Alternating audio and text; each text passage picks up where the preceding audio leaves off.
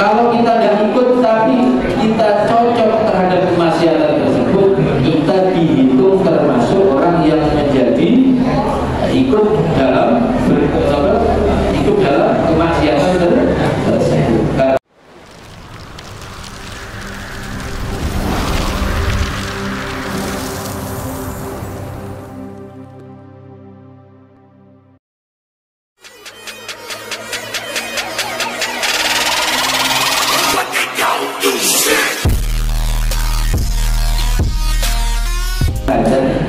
Barang siapa annaman abadallahu bi ghairi ilmin kana ad-dararu al-'aidu 'alaihi bisababi ibadati akthar nafi al-'azlahu biha. Barang siapa yang beribadah, sampean kita ini beribadah itu bukan cuma ngaji terus sholat, enggak. Sampean nanti berinteraksi kepada orang tua itu ibadah, berinteraksi berhubungan dengan sesama teman ibadah. Barang siapa yang beribadah kepada Allah dengan tanpa ilmu, maka bahayanya yang kembali kepada dia dengan sebab ibadahnya itu lebih banyak daripada manfaatnya yang dihasilkan dari ibadah tersebut. Jadi di dunia ini kalau kita urusan rezeki sudah jelas tadi, Allah tidak akan pernah ingkar janji bahwa innallaha yatakaffalu li talibil ilmi rizqi. Jadi sampai ini tidak cuma mondok ketika kita ngomong dari santri, sudah sampai ketika mulai SMP misalkan di sini jadi santri, setelah SMA, SMK tetap jadi santri, misalkan kuliah tetap jadi santri. Karena apa? Karena label santri ini menjadi syarat khusus dari Allah Subhanahu wa Ta'ala untuk mendapatkan rezeki double dari Allah Subhanahu wa Ta'ala. Kanjeng Nabi dawuh, "Litalil ilmi", Allah hanya menanggung rezekinya orang yang mau belajar ilmu. Nah, benar santri yang benar-benar santri sehingga menjadi terus ketika setelah belajar mengajar terus buka pondok, buka majelis apa dan lain sebagainya, itu tidak ada kecuali rezekinya dilebihkan dari Allah Subhanahu wa Ta'ala. Manfaat yang pertama itu. Manfaat yang kedua, jangan sampai itu kalian panjenengan ketika di dunia cuma satu kali ini belajar malas, nambah ilmu malas. Karena barang siapa yang berinteraksi dengan Allah dan kepada makhluknya Allah dengan tanpa ilmu, maka mudorotnya lebih banyak daripada manfaatnya. Khususnya ilmu yang wajib. Dan kali ini ilmu yang wajib itu ada 3. Yang pertama adalah ilmu tauhid. Ilmu tauhid. Ilmu tauhid itu apa Ustaz? Ya sampai baca ini bulan apa itu? Allahu julki dan bahar atau aqidatul awam abda'u bismillahirrahmanirrahim. Itu sampai maknani, sampai belajar katanya guru-guru kita itu sudah cukup. Untuk urusan tauhid itu sudah gugur apabila kita ngerti sifat wajib Gusti Allah, sifat muhalnya Gusti Allah, sifat jaiznya Gusti Allah. Mantul-mantul sudah mengenal para malaikat yang 10, mantul-mantul sudah mengenal para nabi yang 25.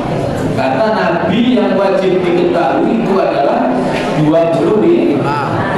Selainnya tidak diwajibkan. Malaikat yang wajib diketahui ada 10. Yang miliar-miliaran triliun itu tidak wajib. Terus para nabi, para rasul yang wajib diketahui adalah 20. Aslinya jumlah nabi kita tidak. Jumlahnya nabi berapa? 5. Banyak? Ya banyak itu maksudnya. Istilah berapa?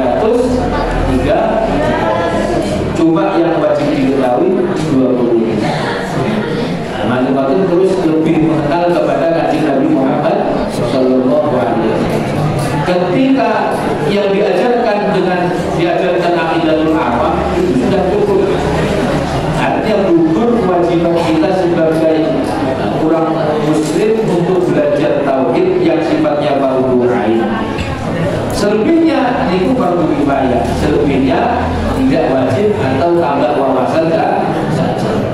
Yang kedua adalah ilmu fikih atau ilmu syariat. Yang diwajibkan ini diterangkan sama Imam Abdul Al-Haddad. Belajarnya itu tidak semua sebenarnya, tapi kalau kepengen dulu jadi ustaz, kepengen jadi kiai, kepengen jadi ulama, ya harus semua. Tapi sebenarnya tidak semua. Diterangkan oleh Habib Al-Haddad, diterangkan ini apabila ada orang baru masuk Islam, misalkan bulan Muharram, bulan Muharram itu bulan apa? Kalau Jawa itu bulan Sunnah. Andai kan bulan Muharram dia masuk Islam, maka yang wajib pertama dia pelajari adalah makna dari dua kalimat syahadat. Asyhadu an la ilaha illallah wa asyhadu anna Muhammadar Rasulullah. Terus ada tambahan, ini penting, yaitu tentang masalah syahadat, tentang masalah ada orang yang ngomong sama kita, orang bukan orang Islam, orang kafir, orang muslim, misalkan ngomong sama sampai, misalkan gue kocok balik yang kecil atau yang besar, khususnya sudah balik, ngomong aja dia isu nanti baru Islam bicara. Maka ketika dengan kita ini diomongin begitu sama teman kita atau orang lain yang mau masuk Islam, langkah pertama adalah sampean langsung wajib dan pahalanya sangat besar untuk menuntut dua kalimat syahadat.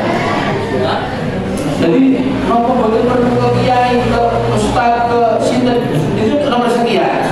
Tapi yang wajib jenengan harus lakukan seketika itu harus menuntut dua kalimat syahadat dan pahalanya sangat besar.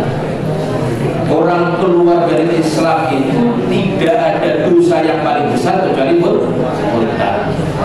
Nah, begitu juga pahala yang paling besar tidak ada kecuali masuk Islam.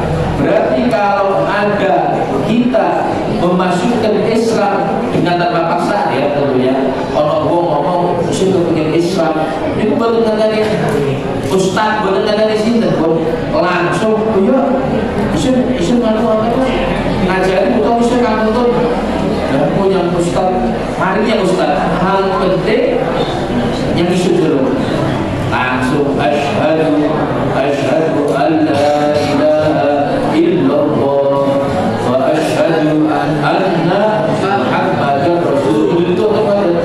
Terus diterjemahkan, saya bersaksi tidak ada Tuhan selain Allah dan saya bersaksi bahwa kanjeng Nabi Muhammad adalah utusan mantung morten baru kalau dari itu apinya Pak Yai putranya Yesus putranya Nurul Takwa misalkan Muslamta mau saksi kalau dia dari bebas terserah.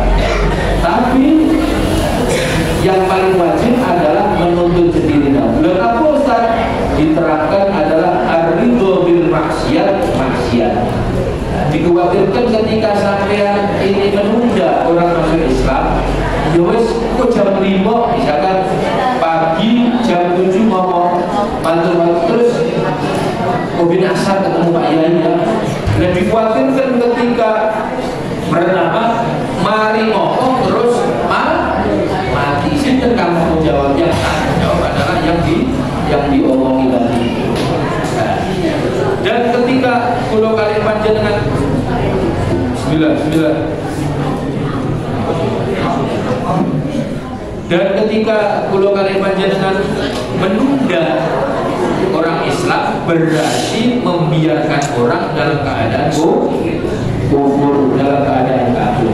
Nah, membiarkan ridho terhadap orang yang kufur sedangkan dia sudah kepingin masuk Islam itu dihukumi kufur. Maka alhamdulillah jangan seperti itu. sami kali dineten. Adu gobil maksiat itu maksiat terbesar adalah kekufuran. Sampai diajak minuman keras misalkan alhamdulillah mencari. Sampai diajak nyuri misalkan alhamdulillah mencari. Sampai diajak melihat kemaksiatan, boten buruk. Gak mau. Dan tidak maunya kita itu harus ada keingkaran di dalam hati bahwa itu adalah kemaksiatan. Karena apa? Kalau kita tidak ikut tapi kita cocok terhadap kemaksiatan tersebut, kita dihitung termasuk orang yang menjadi ikut dalam kemaksiatan tersebut. Karena dihitung terhadap kemaksiatan adalah maksiat. Terakhir ingin menikah tentang masalah kenapa sih kita ini harus kita punya ilmu dan tetap belajar sampai seumur hidup.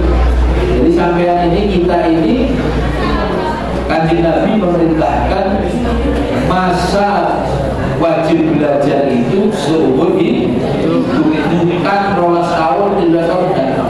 Jadi kalau menjadi ustaz, menjadi kiai itu tetap harus belajar. Sampai kapan? Sampai kerja. Ketika kita selalu belajar berkeluarga, walaupun punya anak, punya cucu tetap belajar, maka tanggungan Allah tetap akan mendapatkan, dan kita akan tetap mendapatkannya. Terus yang ketiga adalah apa itu? Ilmu yang wajib adalah ilmu akhlak, ilmu sopan santun, akhlak, tata krama. Itu ilmu yang wajib kita belajar.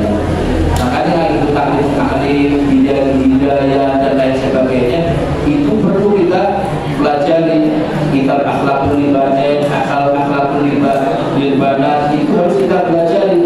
Karena apa? Itu sebuah kewajiban dan inilah yang akan menjadi kunci kalau kalian dengan laku di masyarakat. Masyarakat itu masalah bilang ilmu negeri, tidak tinggal lihat ilmunya masyarakat. Yang dilihat adalah tata keramanya, sopan santunnya. Maka dari itu ketika di pesantren, sampeannya harus punya sopan santun. Ya sudah diajarkan termasuk sopan santun. Ketika ustaz